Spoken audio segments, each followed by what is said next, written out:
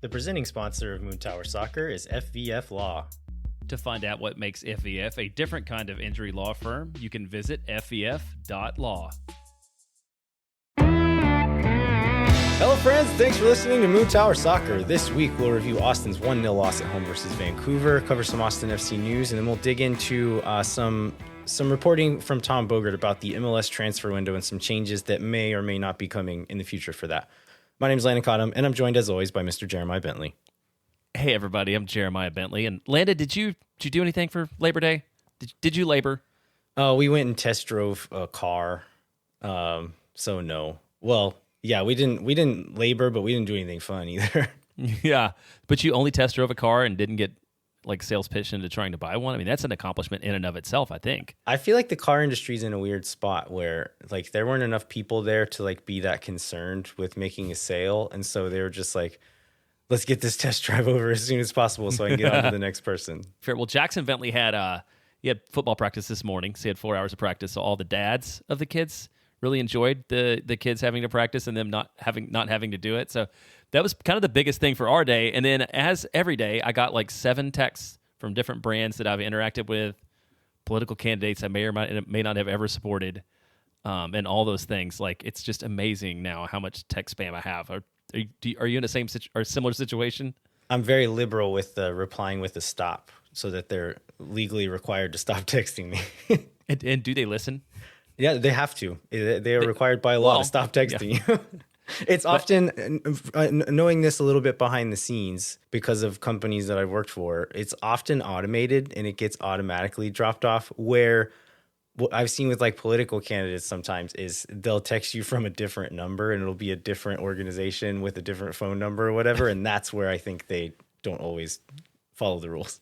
How they get around to a new one. Well, honestly, the one that I got today just kind of made me think of something we should talk about in this show. Is I get these, and I'm going to unsubscribe now since I know it works, but I get these from the Spartan race trying to recruit me back. It just seems like an insane thing that I did probably, May of last year? Was it just last year? I thought it was the year before. Oh, maybe so. I don't know. But it was really hot and it was really crazy, and they've been trying to recruit me back before, and I can safely say from among the past sponsors that I've tried that Spartan Race is pretty high on the top of my list for things that I'm probably not going to do again. Are you allowed to have beers on sideline at high school football practice?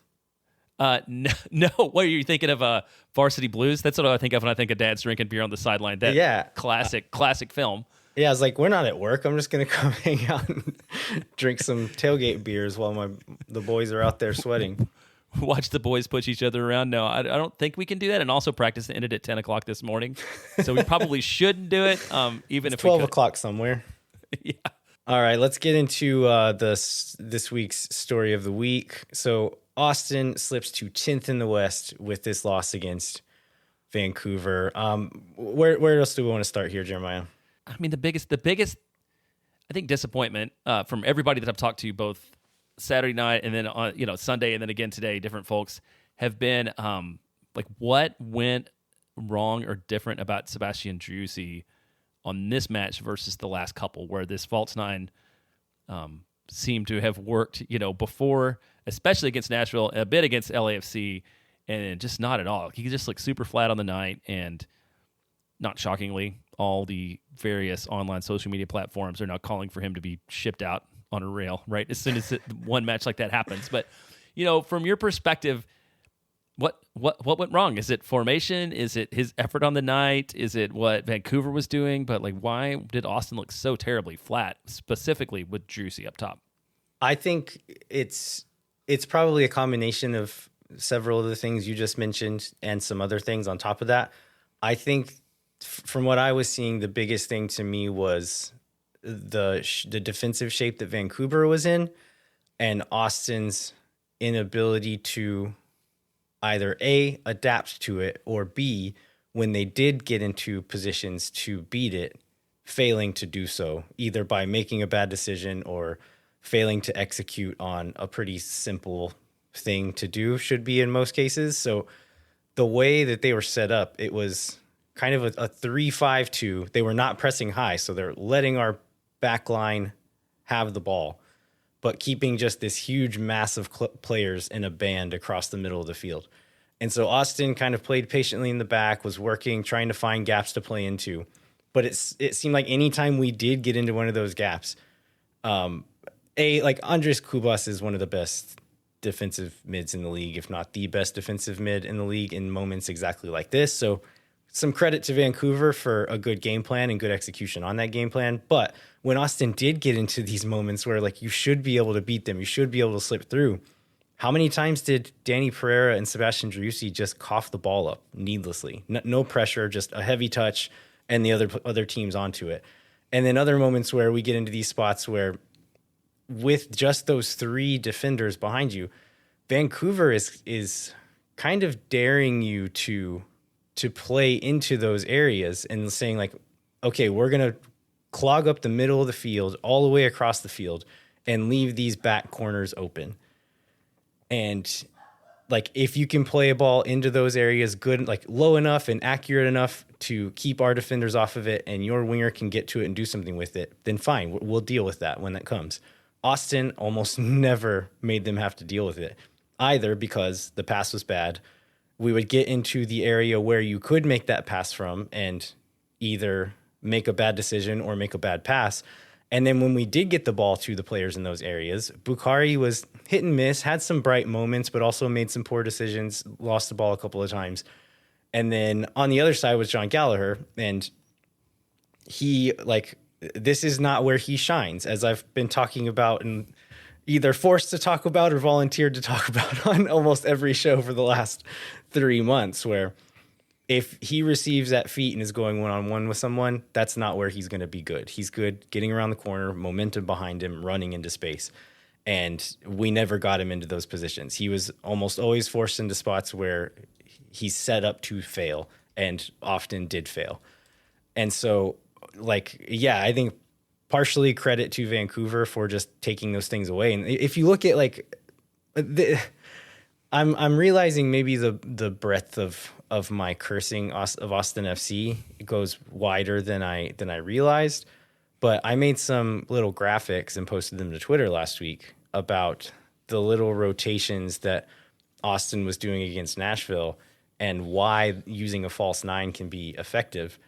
And the way Vancouver defends pretty much negates everything that I was talking about in those graphics, where if you have Owen Wolf or Alex Ring kind of running over to the sideline, the goal for that is to pull a defender out of position. But if that's already where all the defenders are, then it's not helping anything. And the same with Driussi dropping into the midfield. Like, if there's already a ton of numbers there, then you're not pulling anybody out of the way. You're just running to where the defenders already are.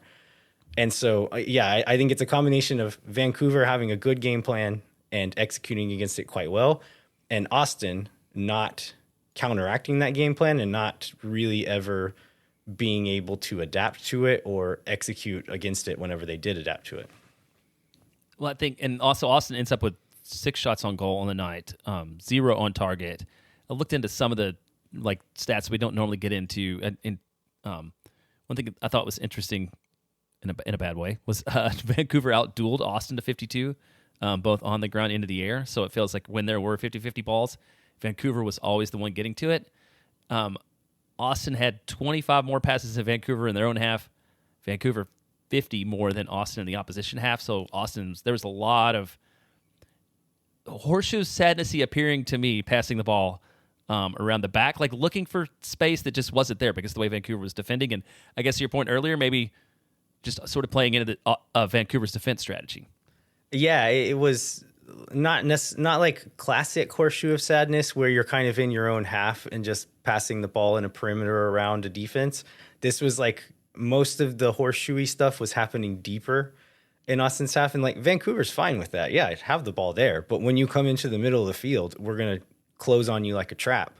And as I've said a couple of times already, it didn't take much pressure to get Austin to cough up the ball in those scenarios from players who you would expect to do better in those moments. Yeah, and you mentioned Bukhari, and it seemed to me from watching it on the night, and so you can let me know if this is accurate or not, it seemed like Vancouver also paid him a lot of attention. Maybe it's because John Gallagher is not as much of a threat with the way they're playing on the other side, but it seemed like they were like putting 2 or 3 guys on him, and he was not able to get out of that, and was not also able to take advantage of what should have been open guys somewhere else on the field. Yeah, I think they were kind of cheating to his side, and so whenever Austin got the opportunity to play that diagonal into that space, they were saying, "Okay, we'll let you do it, but do it over there. Play it to the other guy. We're not letting this guy get it." And then in several moments when he did get it, he didn't do that great with it a couple of times. And a few times where he did put a defender on skates, there was one time he gets into the box and rips a shot from just a crazy acute angle that's going to be really hard to hit in. He has 3 guys on the backside. Like, he did really well there and then made a bad decision. And then another time where I think it's a goal kick, Zardes heads it up the field and he kind of skirts around a defender on the in line and then pushes into the box, and he's trying to chip one in. I think he has Gallagher on the backside and then Driussi running up the gut, like up the middle of the box, and just floats the ball too much, and the keeper is able to come out and just catch it before any of the Austin players get there. So I think there were some other moments too where he gets into space and there's just nobody else there. Like, there's nobody ahead of him, nobody making a run on the backside for whatever reason. Either Driussi's dropping in too far, or the way we got open to make that pass caused everyone else to be too far back for him to have any support. So yeah, he wasn't set up to succeed. And then whenever he was set up to succeed, he sometimes made bad decisions. So in the post game, Josh Wolf says 6 or 7 guys had really bad games. I think we've named at least a couple of them already. Like, I mean, that is an accurate statement. I think there's no doubt about that part of it. And we've talked about Danny, John, Sebastian, Driussi, who else? I feel like... Yeah, I mean, starting from the top, I'll say Driussi, Gallagher. We'll come back and add Bukhari if we need to. I think he's on the border there. I thought Alex Ring wasn't very good for most of the game. Owen Wolf was just kind of invisible. He didn't really do anything. I thought Danny was well below the standard we've come to expect from him. I think Dessler had his worst game, which maybe still doesn't leave him on that list of 6 or 7 guys. Yeah, it wasn't bad, but he wasn't as dominant. And like by the time he came off, he looked really frustrated and was kind of yelling at teammates for not making runs, not getting open for him, and so he looked really frustrated by the end of the night. And then, yeah, I mean, I thought the center backs were fine for the positions they were put into. Stuver was fine, but. Yeah, there's not many people I would say had just a good game. Yeah, and you could tell that from the result. So, I mean, and then the question becomes, then like who is responsible for getting those guys in a position to have good games? And like how much accountability does Josh Wolf have for what happened on the night? Because again, he didn't seem to take a lot of it in the post game press conference, which is kind of typical. Yeah, I've seen some talk of like playing Driussi as the 9. Some talk about subs. What are some of the other things being thrown at Josh Wolf in this game? Because I do think he deserves blame, but I don't know that I necessarily agree with some of the reasons other people are bringing up. I think you hit on. I mean, that lineup. I mean, the subs are always a criticism until they work, right?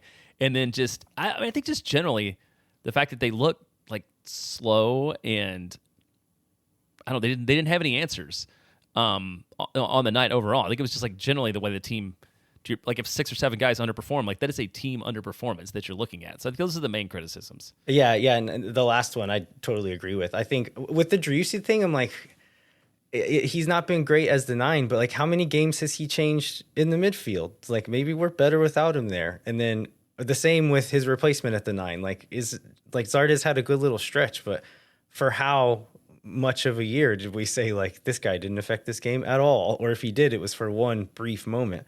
And so like I don't know. I have a hard time getting worked up about those types of decision, but tactically, and we'll get into some of the defensive side as well, where Austin just kept getting split down the middle, where we defended in a 5-2-3. So Gallagher was essentially playing as a wing back the whole game.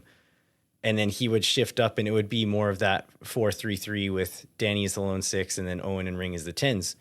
But every time we got into a defensive shape, he was back in a back five. And I generally quite like that shape from Austin better than them throwing more numbers forward. But Vancouver was doing a good job of kind of stretching our lines a little bit. And then we only have Ring and Pereira in the middle of the field there. They would have to chase a guy. It would open up a bunch of space, and they'd have someone drop off the front line and split the line and play into that space and turn. And we're just in a super vulnerable position at that point. Josh Wolf said something in the post-game press conference that gave me a clue as to why that was happening. And he was talking about like using Gallagher and Dessler to jump those wide passes and press high on those wide passes. That means the outside center backs were kind of covering Pico and those balls in behind. And so they were worried about the speed in behind. We didn't really get beat with those balls very often, but what it left us with was these huge gaps in midfield where they just sliced us open over and over and over. And I think that's maybe what he was talking about with Bukhari dropping into that space and doing a bit better in those moments. But that's where I will give Josh Wolf a bunch of blame for not adjusting to a thing that they've been killing us with all night. And then knowing that this is how Vancouver is going to defend and trying to run out the same thing that kind of like cuts out what we're trying to do before we even start it. And so, yeah, like for the subs, whatever, I can't get too worked up about that. But the game plan overall, yeah, I don't think it was right for the game, and it didn't seem to change much throughout the game. Well, I think we can sum this part up by saying not a great night. I'm ready to move on, but it's going to take 2 more weeks. And let's take a break and then get into the more details of the match. When no one is around.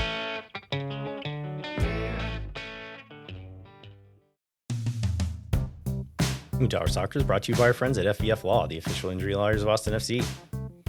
FEF is a different kind of personal injury law firm dedicated to community, transparency, and client education. And they have their own podcast called Summary Judgment. You can check it out wherever you get your podcasts.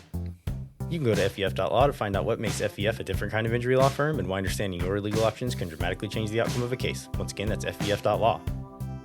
Amplify Credit Union is a member-owned financial cooperative that served the needs of Central Texans for over 5 decades. As a credit union, Amplify has no shareholders or parent companies. That means more of your money stays in the community. Amplify has been the home of fee-free banking since 2022. Their free checking accounts come with 0 overdraft fees or minimum balances. That means Amplify's fee-free checking account helps you get more mileage from your everyday spending. Amplify membership is open to any Texas resident. Learn to trust your bank again at Amplify Credit Union. To learn more and to register for free parking at the Amplify Esperanza branch on game day, go to www.goamplify.com/moontower-soccer.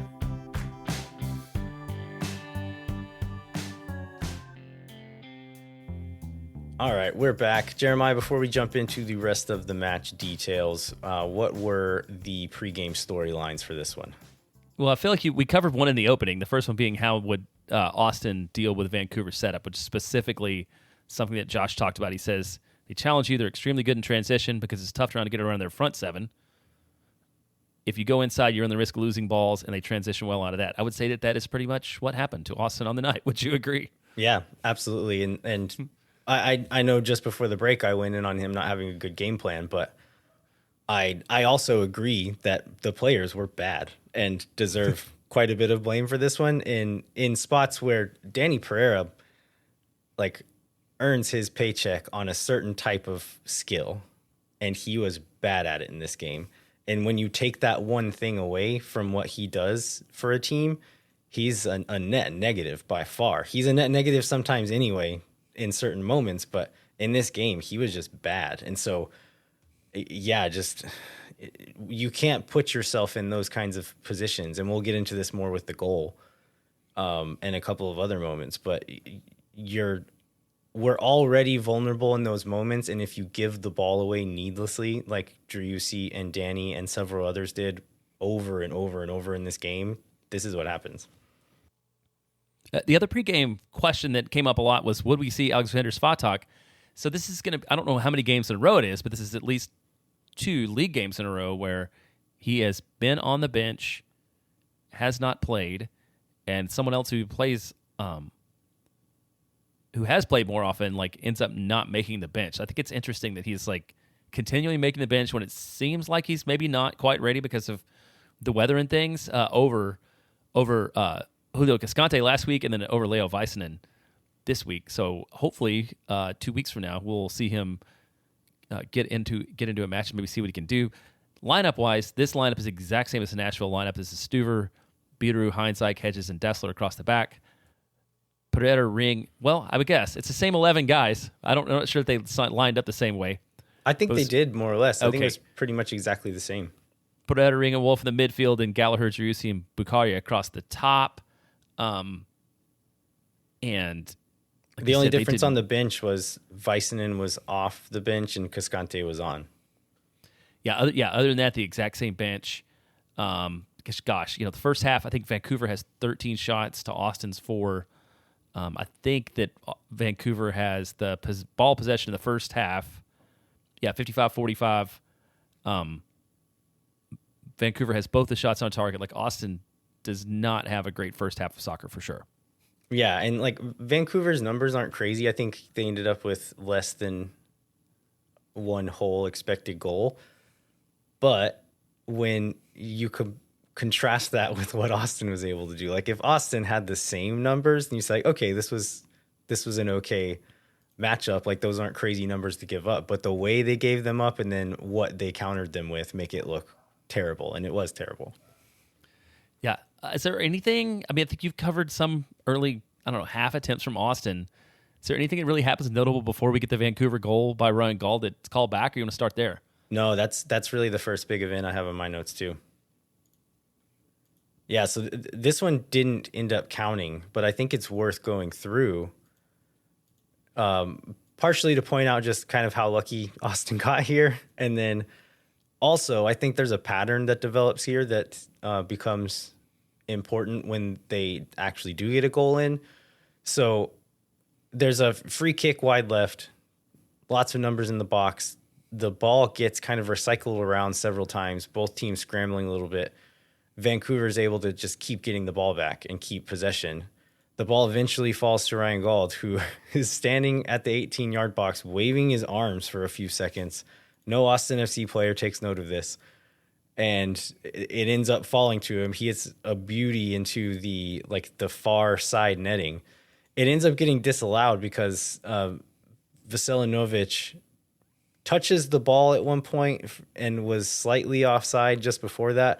The ball plays on for another several seconds, and it did slightly contribute to the goal, but mostly it was Austin's inability to win a ball and then nobody marking the best player on the field. Yeah, and I guess I don't know if he ended up with the highest score from whatever stat service he cited, but yeah, Ryan Gauld, once again, definitely the best player on the field on the night, and yeah, the most dangerous for either team. So we go to the half. Nothing going on. There was one moment right after the half that I wanted to talk about was Austin has a handball shout from a John Gallagher cross that hits Pedro Vite. And on the little replay we saw in the stadium, it looked like it hit his arm, like he had a little chicken wing sticking out. On the broadcast, I never saw a replay good enough to say one way or another, but talking about my curses, I was ready. Like if they called the penalty, I was about to stand up and turn around and shout to the entire east side of the stadium, Driussi's a bum. He's definitely going to miss this one. This guy sucks. And I didn't get a chance to reverse that curse. And so it continues in the moment, but I was ready to. So I was going to say the only shot that Austin gets before the 90 is this Bukhari shot, but I think it's the same one you've already talked about. It's 62, the one with the extreme angle that goes off the side net. So nothing much comes out of that. We get a bit more offensive look from Austin at 67 when Giassi comes on for Owen and Julio Cascante comes on for Brendan Heinzike. I think he had his eye stitched up. Is that right? Yeah. It was the first time he'd come off at all due to injury or something like that. Him and Pico go up for a header.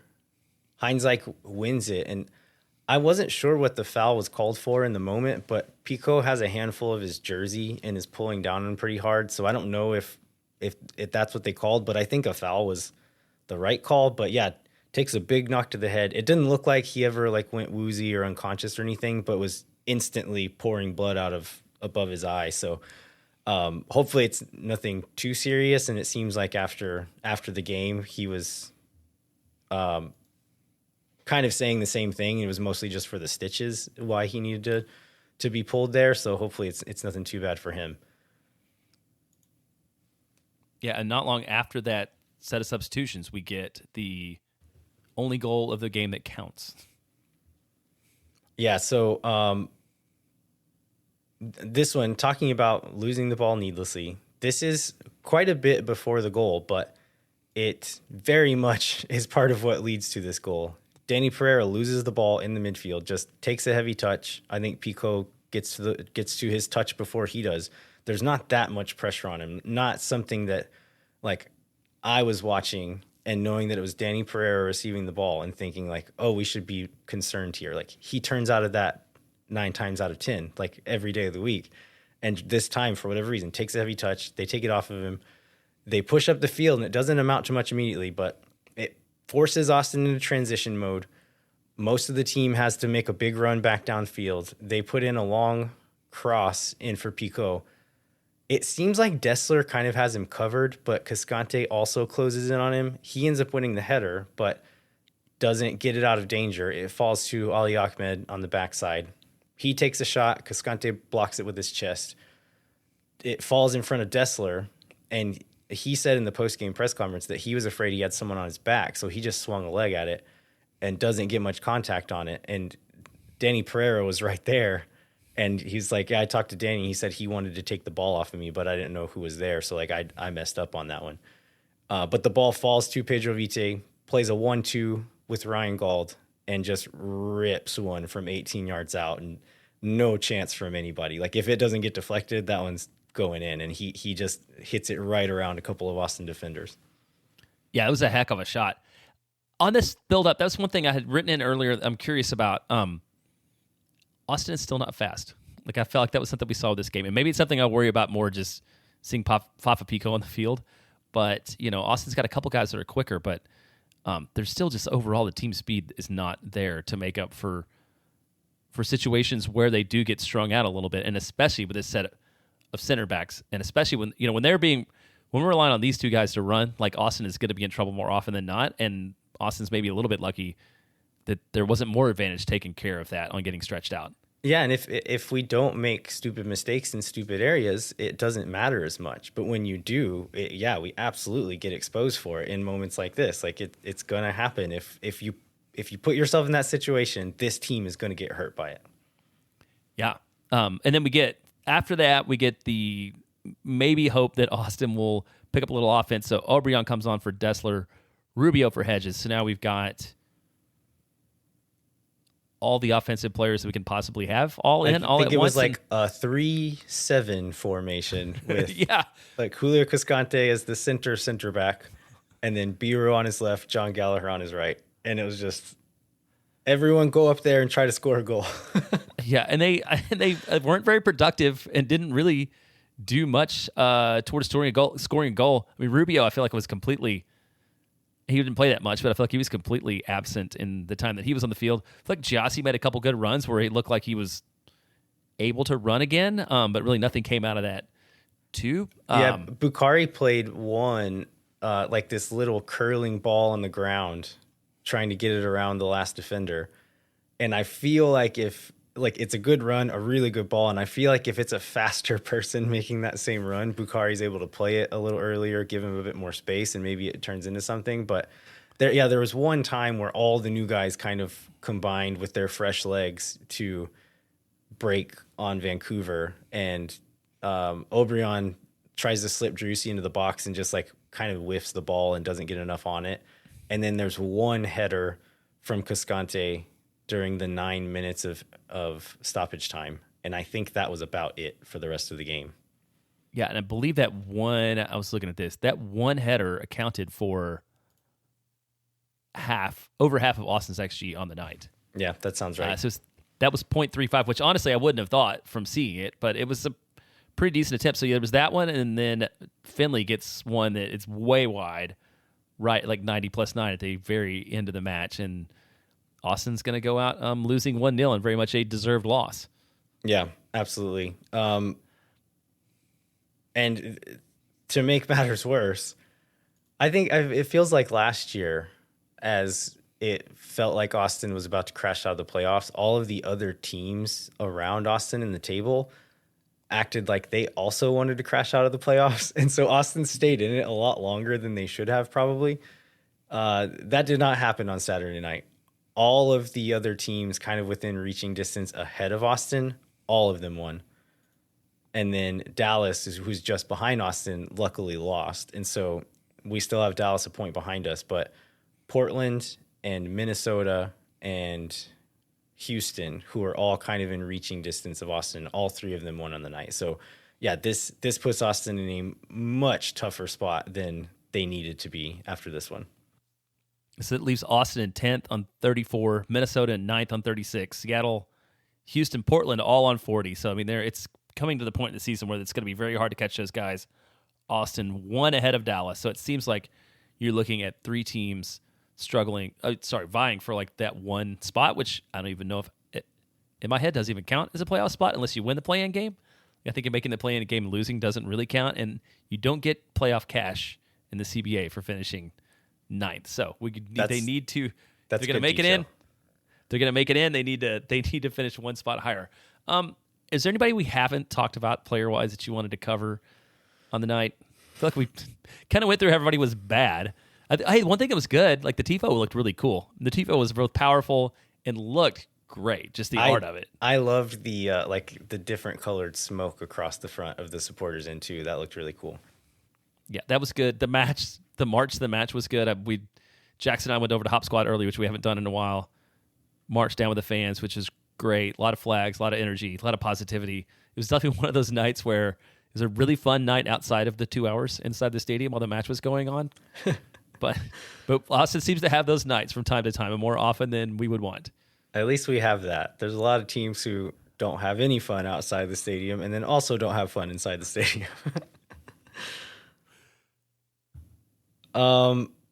Anything else before we take a break, Jeremiah? Well, I'll just add a little bit to kind of where Austin stands for the rest of the year, maybe, I think, before we take a break. So we talked about them being in 10th. There's 7 to go, playing in Toronto for the first time ever on September 14th. Toronto, not very good. So if Austin's going to pick up enough points to make the playoffs, this is another one of those kind of like more Nashville, where you have to target that. And then after that, all 6 opponents Austin have left are averaging more points per game than Austin. So it does not get easier from there.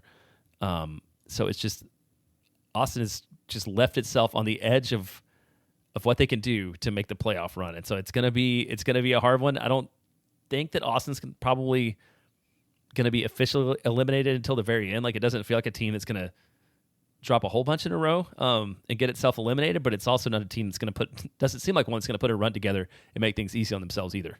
Yeah, the Vancouver match was not an easy one, even on paper. But yeah, like you said, compared to what they have coming up, like this is one they wanted, and that by losing it, they're forcing themselves to have to win a harder one. And yeah, we'll see if they can do it, but it looks like a tough road.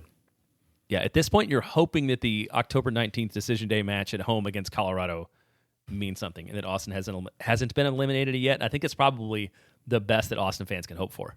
Yeah. All right, well, let's take a quick break. We'll come back with more Moon Tower Soccer. Moon Tower Soccer is brought to you by Sage Wilson Realty. The Sage Wilson team is made up of Austin experts who are client-focused and have over 30 years of combined real estate experience. And I ran into Eric Wilson from Sage Wilson Realty. Oh, nice. Had a really good chat. Little chat at Turnstile. So we did the march to the match. Realized that we didn't need to be in our seats because we are not in GA and don't have to be in an hour and a half early. And marched straight past the Turnstile and grabbed a burger and ran in to talk to Eric and his wife and his family while we then walked back and went to the match. Nice. I haven't seen Eric in a while. Hope he's doing well. If you or someone you know are in need of Sage Real Estate advice in Austin, talk to our friends at Sage Wilson Realty. Be sure to check them out online at sagewilson.com.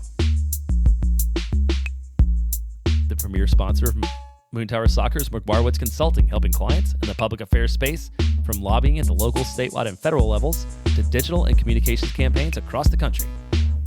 McGuire Woods Consulting has offices in 10 MLS cities and is proud to support Moon Tower Soccer and support Austin FC's very difficult march to the playoffs. I mean, March may be a bit of a I was going to make a circuitous wander to the playoffs, maybe what we're doing at this point. March seems very forward. Yeah, a Spartan race to the playoffs. Yeah. Contact our friends at McGuire Woods Consulting at mwcllc.com for more information. All right, we're back. We have a few kind of disparate pieces of Austin FC news, but some interesting stuff here. Jeremiah, where should we start? Let's start with the international break. We've mentioned that Austin's not going to play again until Toronto on the 14th, and that's because it is an international window. And something that we didn't have a lot of issues with in the first couple of years was Austin does have a bunch of guys called up. And one of the things I don't remember if we've talked about is the clubs have the opportunity. It's up to the clubs to choose whether to play through the window or not. And some MLS clubs will play matches next weekend, even though the window's going on. And Austin has chosen to take the window off with the hopes we would have international players. And finally, like Austin's finally getting a good number of them. So we talked about Danny last week being called to Venezuela because that was the one we knew before we recorded then. Josh Wolf touched on the fact that they're going to be playing at altitude, like 11,000 feet or something, I think is where one of the games is. Yeah. And how that might affect his ability to return. Julio Cascante gets a call up for Costa Rica. Leo Väisänen gets a call up for Finland. Again, both of them will play before the window. Bobasi Bioranga got another call up for Uganda, which happens almost every time. Osman Bukhari did not get a call up, and I think I read that Ghana has maybe a new manager. So like, there's some questions about how he fits into the system. He got called into the last. That new manager took over for the last little stretch of World Cup qualifiers, but Bukhari did not play a single minute in those games. They're also pretty stacked at winger. They've got Jordan Ayew, who's like legendary for that squad, and he's a bench player at this point in his career just because of his age. And they've got some other younger guys, younger than Bukhari, who are coming up. And so it's a tough position. You could see how moving to a new league, who knows what this coach thinks about MLS, but he may need to do some impressive stuff to get back into that squad with this new coach. Yeah, and one thing I forgot on for Danny is I thought I read that somebody else that is usually gets playing time in the midfield ahead of him is injured. So it's possible that maybe Danny actually sees action. Maybe he sees action this time around, even though he didn't last time. And then not a national team call-up, but something that is relevant is John Gallagher's wife is 37 weeks pregnant.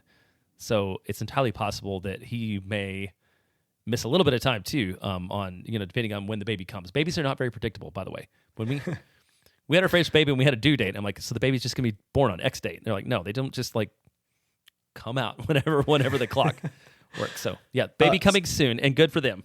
Svatok was also called up as an alternate for Ukraine. Does that mean, do we know if he's actually traveling, or is that like be on call? I couldn't find the details on that, so I don't know if he's traveling or not. I think it's also just a weird thing with where Austin is now that all of the backup center backs are all called up to their national teams, and neither of the starting center backs are even in the picture at all for theirs. Right. What else we have this week, Jeremiah? I thought this might be a fun thing to talk about earlier today when the match hadn't happened yet, but Austin FC 2 played tonight against St. Louis City, had a 6-match streak where they had gotten points. So it was 3 draws, 3 wins, looking to move up. If Austin, for the longest time, Austin was in the lead, and if they would have won, they would have been in 8th place, which would have been a playoff. This is going to sound very repetitive to like the first team, but if they would have won, they would be in a playoff spot. Ended up leading or tied the whole match until Brendan McSorley scored at 89 to make it 3-2. CJ went off early with injury. I didn't see how serious it was. Hopefully it's nothing to worry about too much. But Austin FC 2 now 11th in the West with a few matches to go and a work to do. The good thing for them is the next upcoming match is on Sunday afternoon against Minnesota United 2, who is the last place team in the West. So maybe Austin will get some results there and move up a little bit. But they're very much in one of these like blocks of teams that are all sort of around the edges of the playoffs. And they've got something like 5 games left. I think that's right. Yeah. Yeah. And most of them are at home. Okay. Yeah, that's good. I mean, it's good to see them putting up a bit more of a fight, hopefully get some, again, like getting experience for these young players, getting some competitive games. That's all this is for. So hopefully they can do that and get that for those guys. Yeah, more games are good if nothing else, right? And then we had this is Via Harry Shorthose, who is I believe an Irish, reporter, and I happened to read it from We Are Austin TV today, and it was just interesting. I was talking to Peter Grogan, the new Austin FC2 signing, about the scouting network the club has, and so we knew that all the guys before that were gone, and like I feel like Rodo's been pretty cagey about like the new scouting department. Haven't you felt that way? Like I don't know a lot of details the way that I feel like we knew about with the previous guys. So there is some insights into this one. The Grogan tells the announcer sort of the recruiting process and talks about, so Austin does have a European scout based in Spain. So like this is the first time I think that we know that they have somebody based in Europe full time. Not surprising, but yeah. Not surprising, but confirmation. Yeah, both from who the sporting director is, the fact that you should have one in Europe full time, and the fact that Austin keeps signing guys from Europe. Not surprising. And then he says they came to watch me for a few games and watch the rest of my games online on LOI TV. What is this? Loy TV? What? No idea. No idea. Okay, I thought you were going to say it was some like scouting network that I could have watched games on. It's all not the one time. I've heard of. Okay. But yeah, I just thought that was like an interesting little tidbit about the way Austin works, since we don't get much information on that side of the business. Yeah, it's just like the fact that he's playing in the Irish second division, which I talked about a few weeks ago. Like the Irish first division is not a league that's taken very seriously. And so hopefully this means that like they're just casting a super wide net, and this guy comes over and smashes it and is actually a diamond in the rough. But like, yeah, are you encouraged or scared that that's where they're looking for players? I would go, I'm going to say I'm encouraged. I feel like that's a spot where knowing Burrell's network and knowing the flexibility that you have with bringing in second team players, which is honestly like flexibility way beyond what you have the first team's players, right? Because the way the salaries work and things like that, like, yeah, get enough guys, sign enough guys, give them enough chances, and like maybe you will find these diamonds in the rough. And the opportunity cost of that is low because you're not giving up much to bring these guys in. I mean, you're spending some money and you're buying a flight over here, maybe on Royal Dutch, the official international airline of Austin FC. I don't know, but you're not burning any flexibility in terms of roster construction or anything like that to bring these guys in and give them a shot.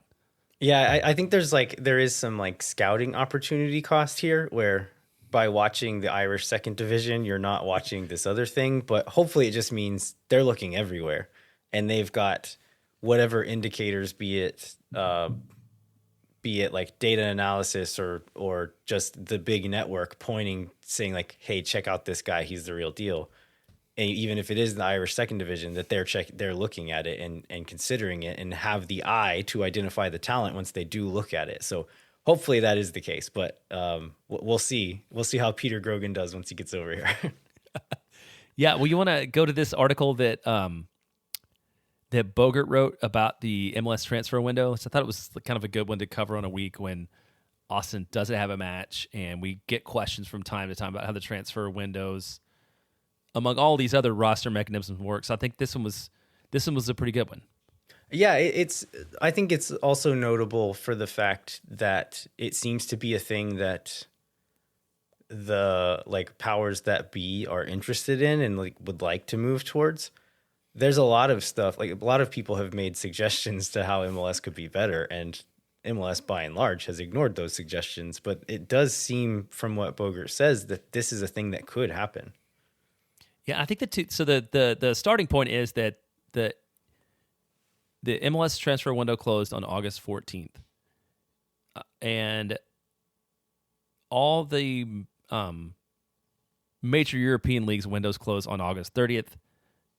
A lot of other ones are still open after that, since Brazil's open until September 2nd. Mexico's on sale September 10th. And so the issue at the root of it becomes there's this 2 or 3 weeks after the Austin FC. Well, Austin FC's also, but after the MLS transfer window closes, when these other windows are still open. And so Bogert goes on to talk about the downside of that, which we can get into, but also, to your point, the fact that a lot of chief soccer officers in Major League Soccer are pushing to change that, which is what it makes it anything more than like a fan fiction exercise on why a different window would be better for Major League Soccer.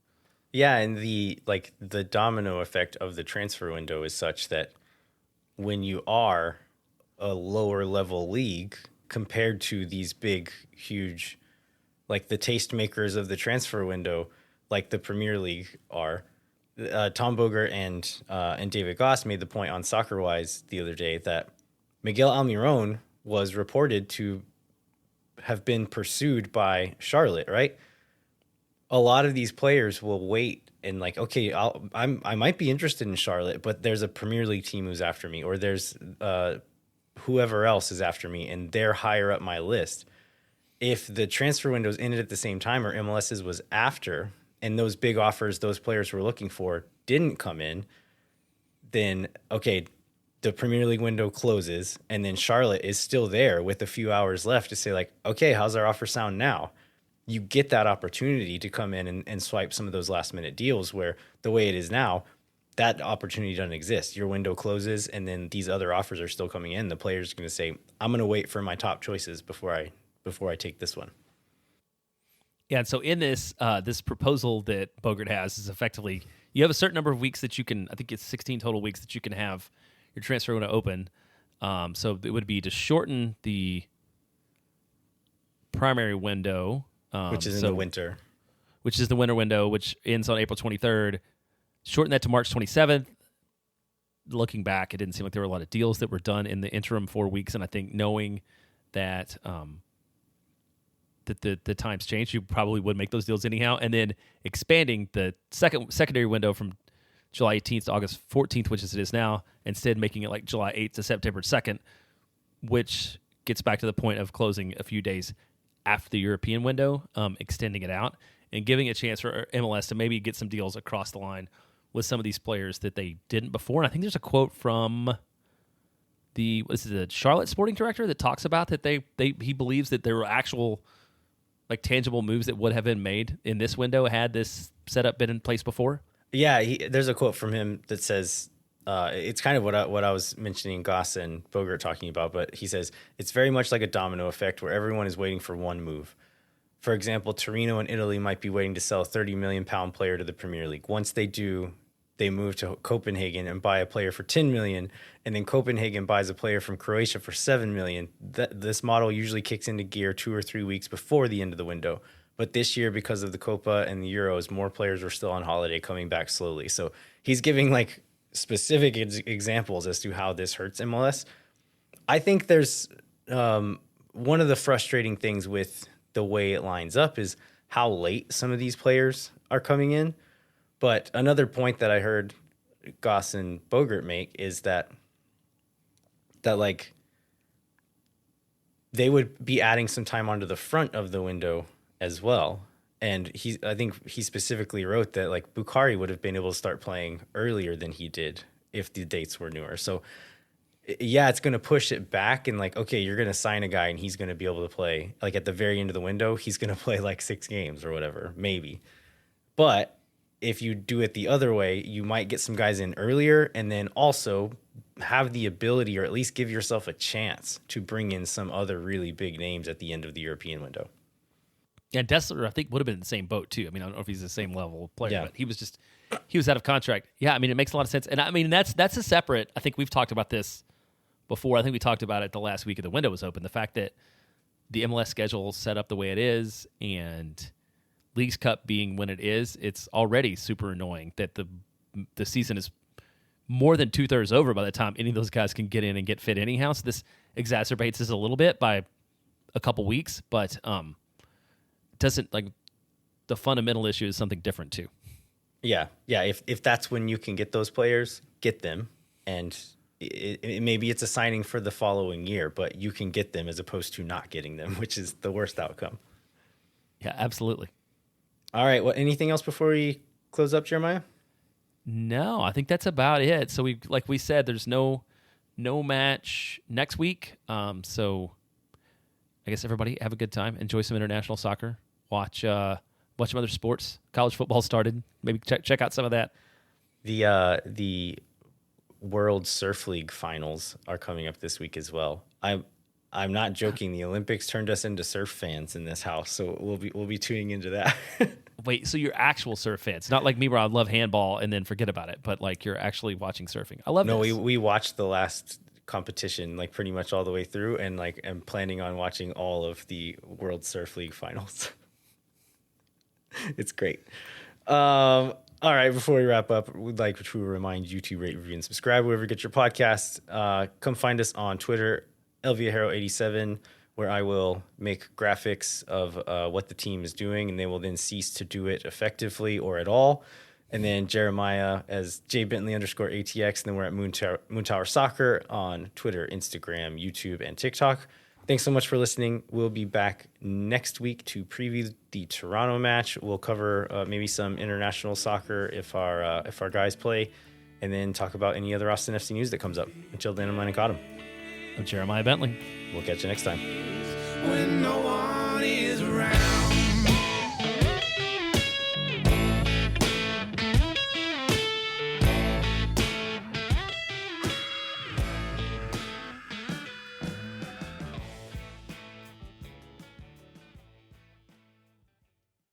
Think for nothing, you never. La gente Oh my God.